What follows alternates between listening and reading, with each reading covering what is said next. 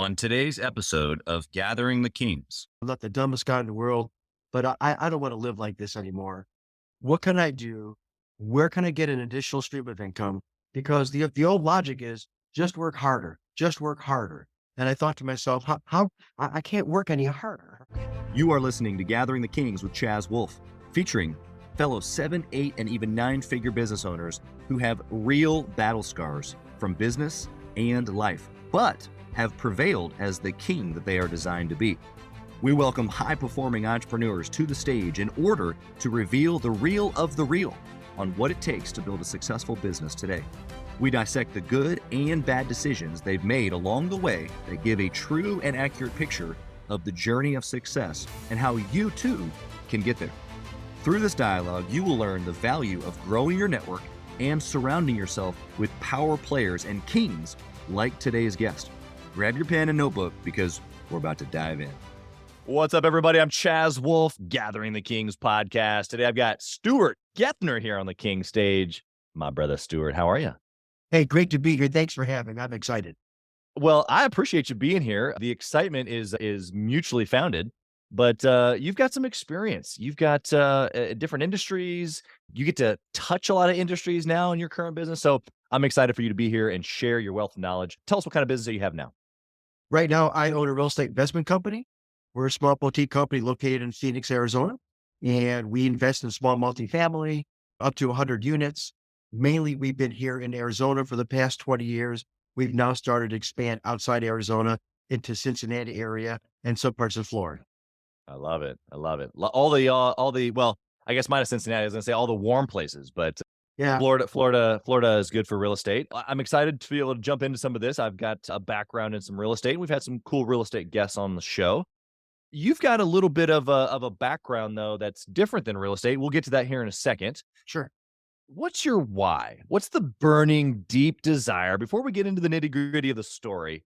Who's Stuart? Why are you doing this? What's the bigger picture? So my immediate, more recent why is my kids. So I wanted to make sure that I was able to provide for my kids. They're now grown adults. I had a son and 2 daughters, and my goal was to get them to college age, not on drugs and not pregnant or getting anybody. But As a good checklist, check, check, check, check. yeah, and I was able to check the boxes, which is I'm proud to say. But Good. but ultimately, when I was a kid growing up, I always wanted to be a Major League Baseball player. So I couldn't make it in the major leagues, but I used to watch this guy on television, guy named Dave Delgado, guy named Carlton Sheets, and I watched these guys build these real estate cash flow empires. At nighttime, they would collect their rent checks, and the daytime they'd be surfing in Hawaii. And I said, one day I'd like to be doing that. Yeah. Yeah. So here we are. And here we Are you are. surfing today or is that Not tomorrow? surfing in Hawaii, but I'm able to create passive cash flow. The red checks come in the first of the month. 100% of them don't always come in 100% of the time, but for the most part, it's a pretty good gig. Yeah. I mean, we're recording here on May 2nd. So rent's coming in as we speak.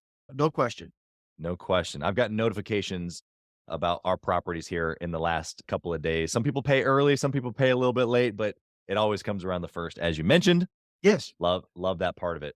Okay, so you got kids, you've got like another layer, a legacy or something to leave behind. Yeah. What like are they involved in the business? Like how are they connected, if anything, to what you're doing there physically every single day? So again, with my kids, I wanted to make sure that they knew how to make a living, how to make money, regardless of what relationships, regardless their education level. So I would take them with me when they were little, and I would be putting bandit signs in the ground. I'd take them to clean out properties. I would take them. They're not in the business, but I can honestly say they're all independent. They're all doing well. And one owns a couple of UPS stores in the Valley. The other's a national sales manager out of Chicago.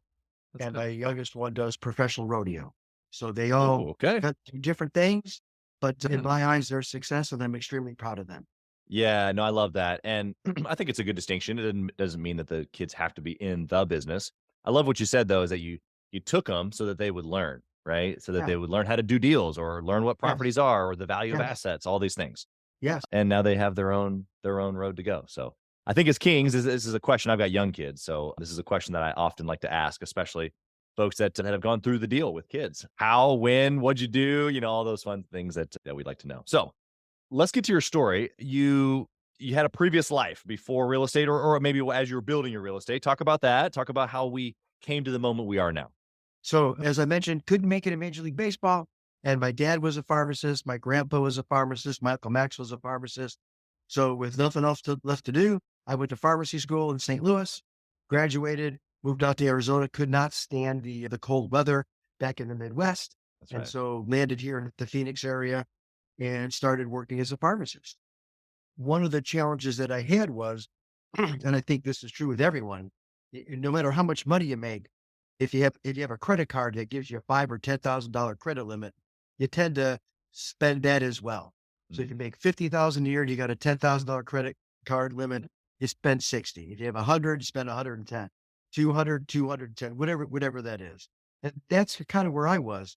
I had up to my ears in credit card debt and had these two little girls at the time. And we used to go to this thing called the Renaissance Festival. And Yeah. it's out here in the middle of the desert. And they dress in joust and they dressed in medieval times. And my little girls like to go and get those henna tattoos. Oh, sure. So I knew I was up to my eyeballs in credit card debt, specifically my Discover card. So I went to the grocery store here, Fry's, which is a Kroger, to buy the discounted tickets because they didn't want to pay full price at the door. And Right. I remember taking my kids to the Renaissance Festival until they got those big turkey legs that you try to bite and all kinds of horses and gear and kings and queens and all kinds of stuff. And we had a great day. They did the henna tattoos and we're on our way back and I'm on the highway and I noticed that my gas light yellow starts to flicker a little bit. And I look down at my dashboard and I'm running low on gas. And I'm thinking to myself, I could probably make it home. We're about 45, maybe 55 minutes away. And I'm looking in the back seat. My kids are sleeping because we're on the highway. They're crashed in their car seats. And we get on, we change exits to get another highway. And this flashing light turns solid yellow. And I'm thinking to myself, okay, I know what this is. I'm running low on gas. Let's get off of the next exit and fill up. So I get off of the next exit and I take out my Discover card knowing that I'm at my credit limit. And I put it in the little machine and I pull it out. And I'm thinking to myself, as I look, my kids are still asleep. I remember I have my gym bag in the back seat. And I think I have a couple dollars in that just in case my credit card gets declined. And I look over to the machine and bing, it says approved. You can lift the lever. And I was like, oh, thank God, Discover. So I put the nozzle in the gas tank. I fill it up all the way and it shuts down. I say, I know I'm at my limit. I'm not sure when I'm going to be able to fill up again. Let me just top this off. So I start squeezing the nozzle to top it off and bam, gas just backfires and spills all over. And I like the smell of gas, but I don't like it when I'm covered in it kind of head to toe. So I put back the nozzle and I remember thinking to myself, man, there's got to be a better way. I'm not the smartest guy in the world. I'm not the dumbest guy in the world, but I don't want to live like this anymore. What can I do? Where can I get an additional stream of income? Because the old logic is just work harder, just work harder. And I thought to myself, how I can't work any harder. I stand on my feet as a pharmacist, filling prescriptions, trying to help people. What can I do? And I remembered as a kid, I wanted to be doing this real estate investing. So I started to educate myself.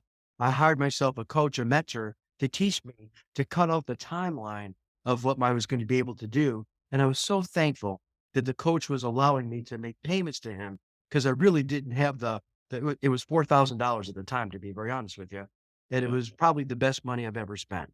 So Yeah. with that, I was able to I've done some wholesaling, did some fix and flips, done some buy and holds, and be able to create not just immediate cash flow, but I've learned how to create long-term cash flow as well. And for me, that's where you create wealth, long-term cash flow, passive income. Yeah. I love it. And not only are you doing that for yourself, but you also help others do the same now, right?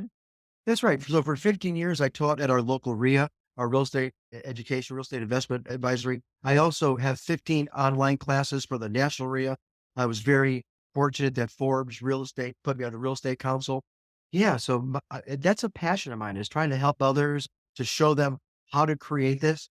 Yeah. I always say that the concepts stay the same. When I was a kid growing up, I used to watch this cartoon called The Flintstones. Don't know Yeah. if you've heard of him, right? And Fred Flintstone used to work down at the rock quarry. And he had his boss was Mr. Slate.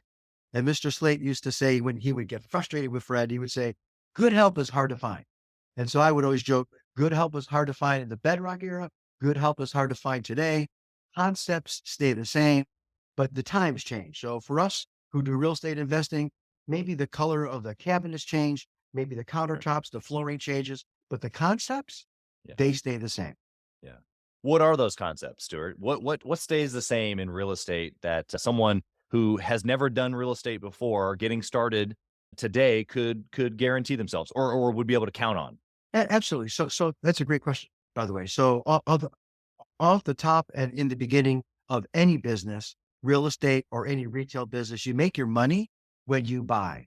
I cannot control, the joke is my crystal ball broke, right? I don't have it anymore. I can't predict the future. But Right. what I can know is if I buy right and market goes down a little or goes down a little bit more, I'm still going to be okay. You Yeah. don't bet on the come. You don't bet at today's prices, paying today's prices, hoping. That's a bad idea. So the first concept is you make your money when you buy. Yeah. Love that. Love that. And I loved how you also said that's applicable for businesses as well. It, That's it true. doesn't, if you're going to buy a business or really, I guess anything, Right. So but Chaz, I'll tell you, specifically real estate. yeah, but any business. So when I was in pharmacy, one thing that I learned is that the consumer's not stupid, right? So if you're selling your Tylenol or your aspirin for $5 a bottle, and Walmart is selling it for $4 or $3 a bottle, that she's going to go to Walmart where she can buy it for less. The consumer's not stupid. So if you want to be competitive, you have to buy better in order to be competitive in the marketplace. Yeah. Yeah. That's a Yeah. great, like you're saying, a great concept to realize across industry. I think that's super applicable. Okay. So inside the weeds of you starting to put together cash flow, this is not something that just, hey, I decided today to become a real estate investor and now I'm wealthy. Like this takes a little bit of building. It takes a little bit of time, right? Would you agree? Yeah, it's not get rich quick. Okay. So that's a great comment, Jazz. But I'll tell you what, it's get rich slow. Works every time.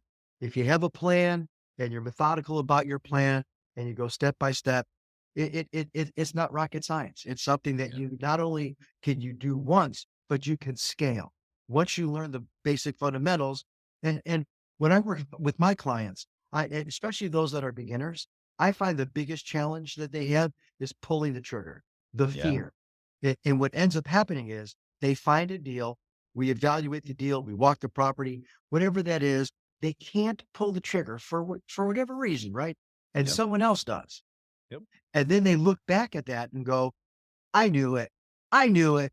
And so that's what they need to give them the confidence that they have the wherewithal to be able to pull the trigger on the next opportunity. Yeah. Yeah. Sometimes that lost opportunity can give us some confidence, or for some it's a swift kick in the hiney or the front side maybe. When you realize you're like, oh, bummer, and then that takes you into action, or it takes you Oh, into a downward spiral, which obviously wouldn't be a great case. Okay, so so not get rich quick, but a get rich for sure is what I'm hearing you say. yes. Which I love that. I love to get rich for sure. Been doing real estate for a while now, and I like real estate deals. I like analyzing deals. I've held back on not pulling on a trigger. I've done a deal that didn't make me money. I've done deals that made, so like there's a mix, right? Like there's all kinds of stuff that happens, especially in real estate, because you can be so creative. Like we could do this, like you said, a little bit of wholesaling, a little bit of fix and flip, a little bit of hold, a little bit of multifamily. Yeah. Obviously, you've got a little bit more of a focus now, but through your journey, you said, I'm working my plan. I want to know, what was a good decision that you made inside of that plan that we could replicate in a business or in our real estate investing if we're listening? So for me, and this is just for me, having someone, so you're only as good as your team, and you can't go at it alone. And by the way, I tried going at it alone, and what I learned was that there are people out there that actually want to help you. Yeah. And it reminds me of a story of my mom. My mom was 99, and she's probably not going to listen to this podcast, so this is a good story to tell. My cousin Judy always likes to make meatloaf and bring it to my mom. And Okay. so she's coming one day to bring meatloaf to my mom. And my mom says to me, I really don't like her meatloaf. Maybe I should call her and tell her not to bring it. And I said, Mom, This is something she enjoys doing. This makes her feel important, her contribution. Yeah. Don't take that away from her. Yeah. So that's the same with people in our lives today. When we want to get started in something, there are people, professionals who have done this already, who are willing to help and assist. And so trying to go at it alone is really hard, especially when you're new or when you're trying to scale, even when you're established. You're only as good as your professional network and being able to pick up the phone and call someone for information. Because even though I've been doing this for a while, Chaz, I don't know it all. And by the way, when you know it all, things change anyway, right? The market changes, the banks, the Fed, all the inflation, unemployment, all this stuff that we cannot control. But what we can control is our strategy and our network. So for me, light goes on when I found someone and was able to pay them to help mentor me and get me through the weeds. They say you never get hit by the bus you see coming. And when you're first starting out, even when you're established, there are buses you don't see coming. So That's getting right. that assistance, getting that wisdom, that knowledge, that mentorship has tremendous value. Yeah. I loved how you gave a distinction, whether you realize it or not, of reaching out because a paid scenario or a free scenario. They're listening to you right now with no cost, No, but you need both is the point. You can't, in my opinion, you can't just, or let me say it like this. I freeloaded for a long time. And it wasn't because I didn't have the money. It was because I was watching YouTube and listening to podcasts and I was sure. listening to books and I was doing all the free stuff, which is great. At some point, though, when you put your money where your mouth is or where your desires are, would you agree that things tend to change a little bit more rapidly? No question. Well, but now you're financially vested, right? Now Right. you've come out of pocket. And Yeah. and you're right, Jazz. You could go on YouTube University and pretty much learn anything you want to learn. But I think what makes our services unique is that I hold your hand. I work with you shoulder by shoulder. It's Good. not some books and tapes that you got to listen to, and then a Right. manual that And then go accompanies do it the yourself. notes. Yeah, you get me. So, and I like to create success stories. Yeah, So that's good. even though people think I'm a nice guy, I'm a good guy. If we don't create a success story for you, we failed, and I don't want to fail. Yeah. Yeah. No, that's good. I think that's a good distinction as well between the paid and free is that you've got that next level of implementation or hand holding or do it with you or having someone in your pocket.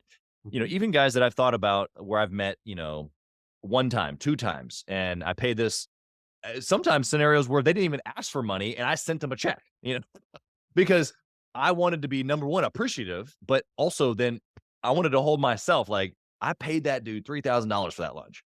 You better take those notes and put them into good use, right? And so, anyway, regardless of all that, I think what you're saying for the listener, if they're paying attention, that they need to build a network, the things that they can control, which include listening, going to conferences, I'm sure, but then also hiring a mentor coach. Anything you want to add there? Yeah, and not being afraid to make mistakes. And so, Warren Buffett would say, rule number one is don't lose money. Rule number two, see rule number one. And Yep. so, and you were very honest and straightforward, Chaz, when you said not all your deals are home runs. And so not all my deals are home runs, and not all my deals are perfect. However, the role of a good leader is to be able to make decisions. And sometimes when leaders make the wrong decisions and they realize it's the wrong decision, that's why they're leaders. They can twist it and turn it to make it the right decision. That's good. So sometimes people think like not making a decision at all is making a decision, and it's not. Great leaders make decisions.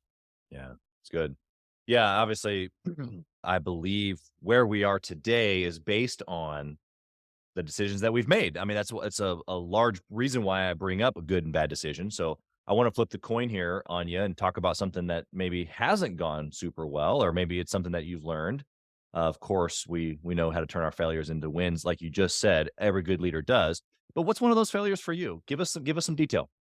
Well, I thought during the pandemic, it might be a good idea to look at some more commercial property as even though we weren't able to go out and visit retail when things were really tight. You Yeah, still needed to go see a dentist if you wanted to get your teeth cleaned. You still wanted to go to the chiropractor to get your neck adjusted. There are still places that you had to do in person. And as I looked to buying a medical building and being a pharmacist, I thought, well, I can talk the talk and walk the walk with these guys. One of the things I learned was it's a different beast than doing multifamily. So I've done some commercial deals, But one of the struggles I had was buying a medical building where everybody's leases were staggered and we had there was going to be one big tenant and there was uncertainty whether that tenant was going to renew their lease or not. Yeah. So here I am thinking I know what I'm doing and walking the walk and talking the talk and all that stuff. And at the end of the day, I'm like, I really don't know what I'm doing here. And I should probably bow out before I lose more money. We had put earnest money down. The money went hard. I had an inspection and I realized I think I'm in a little bit over my head. Yeah. Well, okay. So the failure, the loss there is that you lost some money. I did. You lost probably a little bit of like clout, a little bit of ego, like No little question. ego hit. Some investors may have thought, well, man, I thought we were doing this deal, but now we're not. So maybe there was some confusion or maybe a little bit of like uncertainty about where you were taking things. But I want for the listener to pay attention to everything you just said. Even though all those things were happening, you had the honesty to look inside the mirror, really inside yourself and go, okay, I either stop now and hit all of those things that I just said, or potentially down the road, I take all of those things at 100x level when this thing goes south and I make the deal really, really bad. Is that kind of what you were thinking? No question. So, I think for the listeners, we all make mistakes, right? We all try to go outside our box. And if you're not uncomfortable with what you're doing, then you're not growing. And so I learned from that experience that if I had pulled that trigger, I probably could have figured out a way to make things right. But my challenge was that big tenant, and I didn't know how to solve that problem. And I knew that I didn't know how to solve that problem. I didn't have the relationships, and that would have been a terrible cash flow tragedy had they decided not to renew their lease and they move out, and I'm stuck holding the bill for the mortgage coming out of pocket. So you hit those right on the head. How do entrepreneurs today, maybe some that are listening right now, how do they take this dynamic of on one side being uncomfortable? You just said in order to grow, I have to put myself in situations that I'm uncomfortable. But then on the other side of that coin is like I need to stay in my lane and I need to do what I'm comfortable with so that I can win. How do we play that back and forth? Like it's like a line we're teetering. That's great. And it reminds me of the example of you want to hire someone with experience and the person has no experience, but how does that person get experience unless you give them the opportunity? Right. So that's the ultimate dilemma, right? It's not a problem we can easily solve. In my opinion, the answer is partnerships, joint ventures, strategic alliances. Yeah. I did a fix and flip many years ago, and we made $180,000 on the fix and flip. I had a business partner. She took 90, I took 90. I paid off some debt. I went ahead and invested some other property. I think I went on a vacation. At some point in time, that 90,000 was gone. Maybe taking me a month, 6 months, a year, whatever that is, it was gone. And so now I didn't have the money, but I wanted to stay in the game. So I still found deals, I still found opportunities, but I didn't have the money. So now I have to find a partner, someone to joint venture with that does have the money, that sees the vision, that I can work with, and they'll invest in not just the project, but they'll invest in me. So finding others to work with as a teammate, it could be permanent, it could be temporary, but it's a great way, not just to get started, but it's absolutely what you need to scale because everybody comes to the table bringing something. And at some point in time, I'm going to need other resources. I'll give you one more example. I own some property with a gentleman named Art Scott and a gal named Tamara Peterson. We own property together. Art is a general contractor. Tamara is a bookkeeper. I own a property management company. When the tenants call and the water is leaking out of the faucet or the air conditioning is not working or whatever the problem is, I call Art. Art doesn't go there a week from Thursday because he's busy. Art goes there on his way home because that's his investment as well, right? And every month we get monthly reports on our properties from Tamara. We meet quarterly. We do quarterly distributions. That's what Tamara does. Yeah. So I've been able to leverage my skill sets, not being a contractor, not being a bookkeeper, by having a partnership, a joint venture with others. Yeah. And we've been in this joint venture for over 10 years. Yeah. So that's what I would say to your listeners, starting or wanting to scale. It's hard to do it alone, and being able to establish some professional network, some outside relationships, and others are willing to help. Art's Yeah. willing to help. Tamara's willing to help. And so that's, in my opinion, how you really can get started and scale. Yeah, I love that answer more than I can say other than, gosh darn it, I love that answer. But here's my follow-up. Stuart, what I have found in real estate, this is a normal thing. You got an operator, you have an investor, you have a contractor, or you have a mix of partners. I'm in several of these as just as you described.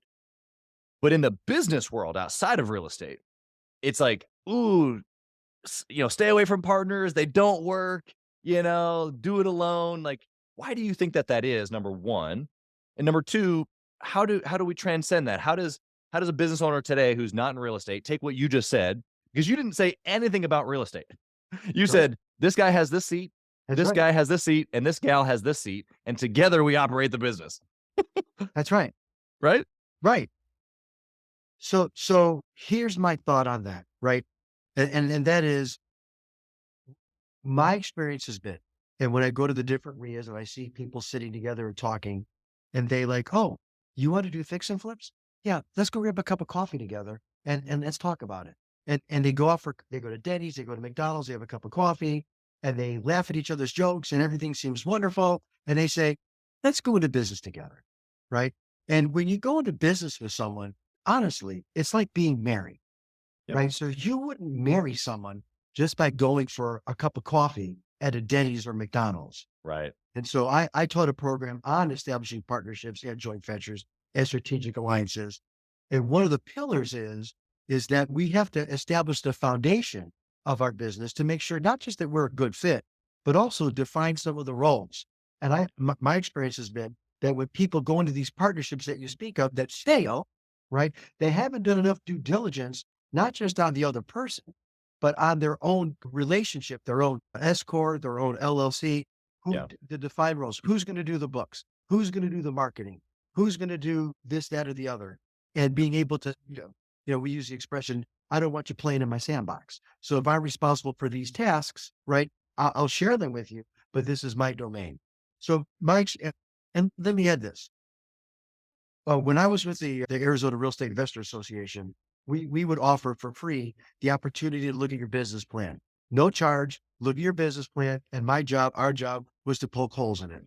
In the hundreds or maybe thousands of business plans that I've looked at, not one of them said, I'm going to get divorced at the end and I'm going to go to severe depression and lose my business, right? Yeah. Not one of them ended with, my business partner is going to drain the bank account and I'm going to have to go bankrupt. That's right. They all have happy endings. Every single one of them. Correct? Right? That's right. And so for our responsibility as entrepreneurs is, and I said this before, nothing ever happens according to plan, but you wouldn't know it if you didn't have a plan. So we Yeah. have to start with the plan and we have to be flexible with it. But at the end of the day, just like marriages, they don't always work out. But I found if you do your due diligence up front and establish rules of the relationship up front, those relationships last a lot longer than just getting together over a cup of coffee at Denny's or McDonald's. Yeah. Yeah. You gave a lot there. I want the listener just to hit the pause button, rewind, and listen to that again. No wonder that you taught classes on this. The biggest thing that I can agree with is that it's a marriage. And so, okay, fine. I mean, I don't know the last time someone dated, like you said, for a cup of coffee or even a week or a month. Yes, we all know those fairy tales happen, but not really. Really, it's an intentional effort to get to know each other and to make sure that there's alignment, like real alignment, just like in a marriage. Like, I'm not planning on getting divorced to my wife. Well, and then on top of that, there's a commitment. Like, I am not getting divorced to my wife, right? So if I enter a business relationship in the same way, obviously there needs to be a plan on how to exit if something were to happen, because in a business you can exit, but it can't just be roses, just because we're buddies is what I'm hearing you say. Yeah, dude, that no question. And all relationship, businesses, marriages, friendships, they all go in cycles. They all have their highs, they all have their lows. And just like you said, the commitment. When I do partnerships and I do joint ventures, one of the things that I say flat out is, let's agree to leave our egos at the door and let's do what's best for the business. I don't have to be right. We don't have to take my idea. I just want the business to be successful. So I find sometimes the egos get in the way, and let's agree, you and I, that we'll leave our egos at the door and look out for the business's best interest.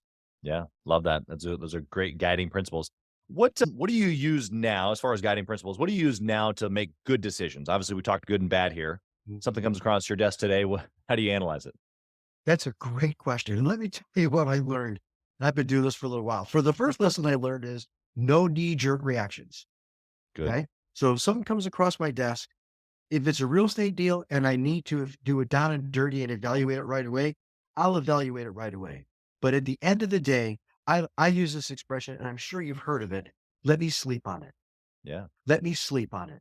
And I find that if I give myself a little time to digest it and give my subconscious mind an opportunity to let it sink in, that I'll come up with questions, solutions, other thoughts, other ways to look at the same thing that I Yep. may not have thought of at that moment. So for me, giving myself a little bit element of time, I have found has really helped me to navigate through the woods and come out on the right side.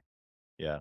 I love that answer. Being a decisive and quick action taker myself, I've had to learn how to add a little bit of time. But that doesn't necessarily mean weeks or months or procrastination. What I'm hearing you say is poise. And I've brought this out in a couple of other listeners or other guests. What would you say though to the listener right now who's going, but like if I wait, then I'm gonna delay. Or if I wait, then I end up procrastinating. I ended up not doing it. Or it's always like boom, just make the decision and Yeah. roll. That's kind of how they operate now. What would you say? Yeah. And I tell this to my clients all the time. When they call me, I'll tell them to trust your gut. Trust your gut. At the end of the day, there's the pit of your stomach. You kind of got a feeling, and I would trust that feeling. And if the opportunity slips by, there's always going to be another opportunity. Whether you're a flipper, a business owner looking to buy some merchandise, whatever that is, there's going to be another salesperson coming into your business. There's going to be another opportunity. This isn't the know all be all. No matter how important or big it seems at the time, there's always got to be the next opportunity. There's always going to be the next deal. Yep, understood. Understood. Sometimes we have to fight off the FOMO in that moment of missing the deal or missing Yeah. the opportunity. But Yes. when you've been in the game long enough, you understand that the opportunity train comes pretty regularly. And it's not a matter of necessarily missing it. It's a matter of, do I align with this one? Does it help me get what I want? All the things that you kind of just mentioned. And then taking a little bit of time, have a little bit of poise to the scenario. Don't rush something. I talked about this. Actually, I'd love to know your thoughts on this because we're kind of in the same vein here. I had a podcast guest a couple months ago, and we were talking about, this rush and hurry word and how that's different than speed or fast, right? And so, if I'm rushing to make the decision, then I'm hearing you say there's confusion and maybe I don't give my subconscious a chance to really process and get all the things out that maybe it does. But if I can give myself a little bit of, you know, pause or poise, it gets rid of the rush and the angst, but then it actually allows me to go faster. Can you give us some thoughts on that? Yeah, that's a great analogy to bring up to us business owners, entrepreneurs, or any person out there. And what I've learned, excuse me, from my experience, is there's a difference between taking a risk and taking a chance. Okay. Taking So a good. chance is when we go to Vegas and we bet it all on red. That's taking a chance. Risks, we can hedge our risks. We can educate ourselves. We can go to others to look at the same thing and ask for advice or wisdom. Whatever it is that we're doing, there's probably precedent. It's been done before. Going back to YouTube University or searching the internet for Right. some type of historical perspective is always helpful. So you're right. Taking a chance and just throwing in money into the wind versus hedging your risks. I'd rather take, and there are risks in any business. There are Yep. risks, but we Yep. can hedge our risks. We can take calculated risks, and That's those I'd rather do more than chances. Yeah, I love that there's slight change of word there. Words are powerful, and I think that you hit it right on the nail there. What do you think about I'm gonna ask you a question about KPIs, metrics. What would you think the one metric that you would track inside of your real estate investing world? If you could only pick one, what would that one be that you would track forever and ever? How many offers they have to write in order to get a deal? Why is that the one that you'd pick? Hey, kings and queens, Chaz Wolfe. I want to talk to you about something that's super important to me. We put a lot of time and effort, we meaning myself and my team, into this podcast, into the content that goes out every single day. And if you have been getting any sort of value or insight from this, we want it to be able to reach other business owners too. So we would love if you would like, comment, share, leave a review, post, share again, all of the things on social media, on all the different platforms, or even on the podcast mediums of Apple and Spotify. We would love to be able to get our content into more hands, more entrepreneurs, so they can grow their business as quick as possible. Together, we are building a community of like-minded entrepreneurs who are committed to growing their businesses to new heights. So let's do this. Let's help each other. Let's help each other grow. Because that's the one that leads to the most money. We do KPIs and everything. How many phone calls till we get an opportunity? How many offers do we have? How many business do we have to make? How on our direct mail, on our marketing, what makes the phone ring? But ultimately for us in real estate at the end of the day is getting an offer accepted. Doesn't matter whether we're wholesaling, flipping, or buying and holding. Nothing happens until we write an offer and the offer is accepted. So for us, tracking the offers, and I'll tell you this to go one step further, our KPIs are we got to write about 12 to 15 offers in order for one to get accepted. So I had when we first started, I had about 40 or so offers that were rejected sitting on my desk. And this was quite a few years ago when everything was done in paper. Now it's all digital. They were literally sitting on my desk and I didn't know what to do with them. Yeah. And I'm like, well, do I shred them? Like, what do I do with them? And my lovely bride is a realtor, Stephanie. And I said to her, can you do me a favor? Can you just look at these 40 or so offers and just see if they were accepted, if they sold, if they didn't sell? I'm just kind of curious as to what happened with them. Yeah. And she had some downtime and she said, sure. So she went through, there's, like I said, 40 or so offers. 2 of those offers sold for less than what we offered. 2 of those offers sold. One was for 500 above what we offered, and another one was for 1,500 above what we offered. Yeah. And so I looked at that pile, not knowing what to do with it. I now know what to do with it. We recycle those and we stay in touch with those sellers every 30 or 45 days. And so our close rate, our KPIs are higher in the follow through with the offers that weren't accepted than our original 12 to 15 written offers to get one deal. Right. So tracking and knowing your numbers is important. It's a guiding light. But here's the challenge. So for us, we need about 30 to 40 phone calls to get a deal. That's what we need. That's what it is. And we think we're pretty good. And we'll get those phone calls. Quit sending me this stuff. I'm never going to sell. I'm dying in this place. We get those as well. That counts as a call. So I hired an intern, a guy named Kyle, who's now one of my clients. And I'm sure he'll listen to the podcast. True story. And he knew it was 30 to 40 phone calls. And he was in charge of answering the phone. So 30 phone calls come in, no deal. 40 phone calls come in, no deal. 50 phone calls come in, no deal. He usually just walk around the office, happy to be here. After 60 phone calls, no deal. He's walking around the office sulking, thinking, this guy doesn't know what he's talking about. I think he's full of crap. Right. Phone call number 66 was a deal. Phone call number 67 was a deal. And so even though the KPI say 30 to 40, when we hit 30 to 40, it doesn't mean that that's, it's an aggregate. Yeah, that's right. And so when you look at your numbers, you have to, it's one thing to have the numbers, it's another thing to understand them. That's and right. so, and like I said, Kyle's a client today. He's killing it. He's got a business in Southern California, a business in Seattle. And I tell that story and he smiles and laughs and he says, you're right. You never know when the next one's going to come. It's just a numbers thing, but you can't get discouraged. Yeah. Yeah. It's important to know what the numbers are so you can measure. And also, I think this is good for the reverse too, because Kyle in that example was the person running the number or doing the action. And so the entrepreneur listening right now may not be the guy making the phone call or whatever the action is inside of their business. But here's what we do sometimes as entrepreneurs is that we don't understand the number either. We understand that at 30 to 40, like Kyle did, when our new guy has made, 60 or 100 phone calls, we're going to immediately nope, out, in with the new. And then they need to be replaced. Maybe. I don't know. I'm not necessarily saying give people chances longer than they need. What I am saying, though, is that sometimes the numbers work like what you're saying in a different format. Maybe it's training. Maybe it's a different thing that's causing the number to not show up. It could just be that bang, bang, double deals back to back on 66 and 67. And then you look back and you're like, oh, yeah, well, 32.5 calls per deal. Wow. Would you look at that? Right. You're Love it. spot on. So it's one thing to have the numbers, it's another thing to understand them. And that's one of the things that I do with my clients, and I'm very, very strict about it, is every quarter we go over numbers. We do quarterly meetings and we take a look at, and so if you just started with me, then we're going to make some projections for the next quarter. Right. And then when that quarter ends, we're going to, just like you were driving a car, you're going to look in the rear view mirror just for a little bit, see what were those projections? How did we do? What does it look Yep. like? And Right. then after that, we're going to start making projections going forward. And that's where we're going to spend most of our time, is looking in the front windshield. But we've got to have some kind of metrics in order for us to know that we're on the right track. Yeah, I love that.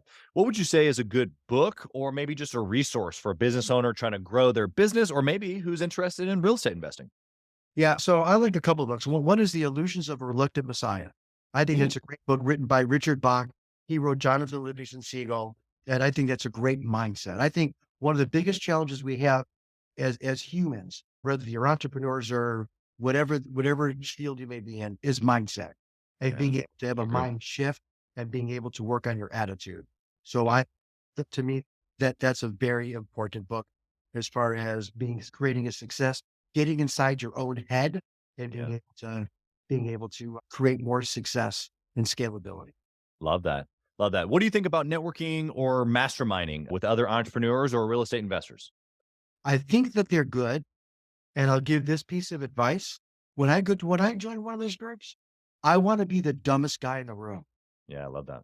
And so I find that when you go to BNI or you go to some of the networking groups, that they're all there to sell you their stuff. It's the insurance Yeah. guy, there's the realtor, there's the this, there's the that, and Yep. they have their own agenda. That's right. And so if I'm going to be joining the mastermind, I want to make sure that I want to contribute. It's all Of about, course. those things, those are contribution. But I That's want right. to make sure that those people understand what I'm trying to accomplish and the scale that I'm at. That's And so right. that I can be able to get opportunity and get knowledge and get insight, get wisdom, different perspectives when I'm Yeah. done for the day. Yeah. I love that. I mean, in essence, for me, what you just did is it gave a description or an analogy of networking versus masterminding. One of my very first clients inside of Gathering the Kings Mastermind, we had our first event. This was a year or more ago, but after the event, he was like, it was the first time I've met with people in a room that didn't want my business. Like they weren't soliciting me. And it was like an incredible feeling. Now, I think most of us at this point have felt that at some point or another, but the reality of what you're saying is you got to get into a room that's number one, genuine, but number two, some big enough thinkers and big enough doers that can see what you're trying to do and then push you to that thing that you're trying to do. Would you agree? No, you're spot on. And there's a plethora of them out there. They're all over the place. You go Yeah. at a meetup, you go into your church, you go into wherever you socialize, and there's always opportunities. I think our most valuable asset is our time. And so we need to be very judicious about our time and That's right. be, and pick the one that we think can serve us best. And know this, the mastermind groups that I've been in, even though many have been very successful, they just don't last forever. Sometimes they last Yeah. about 2 or 3 years, and then it's just time for a change, and that's okay. And that's okay. Yeah. Yeah. Yeah, you do life with people that continue to push you forward. So I would say for me at least, that's what's changed always in the past for me is if I've run the course, if there's no one in this circle that's pushing me, then now we're just friends, which is totally fine. And I'm all about friendships. I'm even okay with paying for friendships. But if I'm there to push my business forward and that's not happening, that's the key indicator for me. So I'm hearing you say the same thing. Same thing. Um, That's what fun. would you say about you mentioned, the kids earlier and bringing them into the business. My question for you about family is there's this work-life balance that I think is just bogus. What I like to say is work-life obsession, right? So what we've done in our business has been obsessed. We're obsessed with deals, right? Like I know how many calls, I know how many deals we got to make offers on. Like you're obsessed. Same thing happens for our family. If we're not obsessed with our family, then we're not successful. So how have you done both over these years with kids and businesses and investments, all this stuff? Have you done it all? Yeah, so I've done a terrible job. So in the beginning, when I owned pharmacies and worked as a pharmacist and started in real estate, I used the rationale, oh, I'm working this hard to provide for my family. Yep, It's we've all okay said it. if I miss this. It's That's right. okay if I don't go to this wedding. It's okay if I don't fly back to Chicago. they'll understand because I'm working. Right. And as time has gone on, I have missed those opportunities. And now I kind of go to the other extreme is I want to attend. And so when someone has a retirement party, a birthday party, whether it's for an infant, a 2-year-old, or an 80-year-old, I'm there. I want to attend. And so you're spot on. We try to create the balance. At the end of the day, we're kind of married to our business. It's our lifeblood. Yep. Brian Tracy, the business philosopher, once said, when you start your own business, he would say, you get to work half days. And then he'd Yeah. pause and he'd say, but the good news is you get to pick which 12-hour shift you want. Yeah. I love it. Yeah, I and that's love that. true, right? And that's true. It's Just 100% because I true. leave the office doesn't mean I'm done for the day. I might Yeah. take something home with me. When I did pharmacy, I would look at our inventory sheets over dinner. So that's the commitment we make to be successful. Anybody right. can work 40 hours a week, right? Jim Rohn would say, if you whistle while you work, McDonald's will give you 25 cents an hour more as opposed to if you don't whistle while you work. So anybody can do the 40-hour thing. It's being able to come early and stay late and making those relationships while at the same time making the same commitment to your family. And I got to be honest, it's not easy. In fact, It's not. it's hard. Yeah. That's honest. It's real. I love that question for that exact reason. I appreciate your vulnerability there. Yeah. I have one last question here for you, Stuart. Sure. I got to know if you had a chance to whisper in the younger Stuart's ear, what would you say? Man, that's a great question. So it reminds me of, I'm going to tell you a story. It reminds me of a story that was done in the 1950s, early 60s by some students at Harvard. And they interviewed all the living, real rich, well, the Rockefellers, the Fords, Martin Luther King, all the, no JFK, all the past presidents of what they would do. Right. And the most common answer was they would start sooner. Okay. But Dr. King and Mother Teresa, they had the same answer, and it wasn't start sooner. And so if you read the article, at the end, it tells you what their thoughts were, and their thoughts were to think bigger. And when you think of Dr. King and Mother Teresa and how many lives they touched throughout generations, they're both no longer with us, but I'm sure all your listeners know exactly who they are. You'd say to yourself, how could these people think bigger? I mean, they were pretty big. And so that's right. what I would leave with our listeners today. Yes, start sooner, but at the end of the day, I'd like you to think bigger because the only limitations that you have are the limitations that you put on yourself. Back to the mind shift concept. And so I would leave with that. And that is think bigger. How does I'm going to take you, I love that. First off, thank you for that. How do we take that and what would you say practically to the younger Stuart in order to get him to actually think bigger? What does that look like over the last 20, 30, 40 years of Stuart, from 20 all the way up thinking bigger? What would you have done differently? I think my biggest fear was failure, that I Yeah. didn't want to fail or lose money, miss an Sure. opportunity. And so I would whisper in my ear that I have the confidence, I have the wherewithal, and Go for it. whatever mistake I made, we'll figure it out. Yeah. That's the biggest challenge. And Tony Robbins talks about this in his 6 theories of needs. His first need is certainty. And then the second one is uncertainty. And so a lot of us as humans, we like certainty. We Yeah. like knowing that you're going to stop at the red light when my light is green. That's right. We need certainty in our lives. It's Yeah. our ability to handle the uncertainty of Yeah. what the future holds. What if this doesn't work out? What happens if, right? And that's a tough pill to swallow is Yeah. being comfortable with uncertainty, but having the confidence in yourself and knowing that no matter what, I'm going to figure it out. I'm not going to try to figure it out. I'm going to figure it out. That's right. That's where the dilemma lies.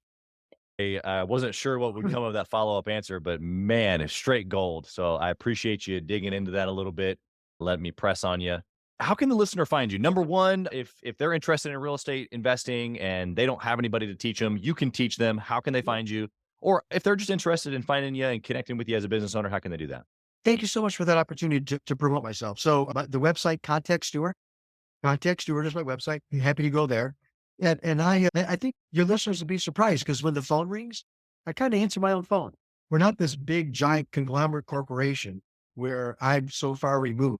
Yeah. That's not how I think successful entrepreneurs work.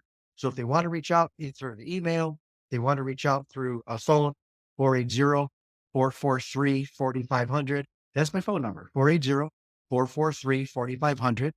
If I don't answer right away, it's probably because I'm on a podcast or helping somebody at that time. But other than that, I return all my phone calls and I make it my business to give everybody the time to listen, to see what I can do to help them. We call that in our office, we call it a 30-minute momentum session. I give everybody a 30-minute momentum session, whether for free, whether it's just getting started or whether they're looking to scale. I work with Jay, the home buyer. He's been able to scale his wholesale business to over 40, 50,000 a month. But at the end of the day, with our 30-minute momentum session, it's not a sales pitch. Yeah. It's us getting to know each other, seeing what I can do to help you. And then here's what I found. A third of the people will take that information, even when I do seminars and webinars, a third will take it and they'll go do something with it. And I may not hear from them from years. And that's happened. They come back and they thank me. And Yeah. they're like, oh, I took this class. And then a third of the people will do nothing with it, whether it's just not for them or they just get caught up in their own head, right? And then the other third, they're going to need some help and assistance. Yep. And those are the ones that I'm here to help. Yeah. I love that.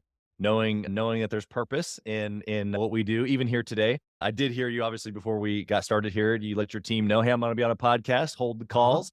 And so I think that that's incredible that you would offer that type of intentional connection point, as we call it here with Gathering the Kings. Appreciate your opportunity to share with us your story, your experience, the whole deal. We wish you nothing but blessing on the deals that you're going to do in 2023, your kids that you talked about earlier, your team, everything. We just appreciate you being here. Thank you. And I feel like I've been blessed and thank you for having me. I appreciate it. Thank you for listening to Gathering the Kings today. I hope that you were able to pull out a few nuggets to go apply into your business right away. More importantly, though, I hope that you're realizing that it takes more to be successful than just being by yourself, doing it all on your own, carrying the weight all by yourself. What I have realized, not only in my own journey from multiple businesses and multiple different industries, and now interviewing literally over 200 or 300 other very successful 7, 8, and 9-figure business owners, is that it's tough to do it alone. And so Gathering the Kings literally exists to bring together successful entrepreneurs. In fact, we are putting together 1,000 kings, specifically who are grateful but not done. We're intentionally assembling kings who fight tooth and nail for their business, family, and communities. And here's what we believe, that in the pursuit of excellence in those areas, that it ignites within us the responsibility to govern power and forge a lasting legacy. So if that relates and resonates with you, and you know that you need people around you, sharp, qualified, other very successful business owners, I want you to go to gatheringthekings.com. I want you to take a look at what we're doing and see if it makes sense for you to be part of our pursuit to 1,000 kings. Talk soon.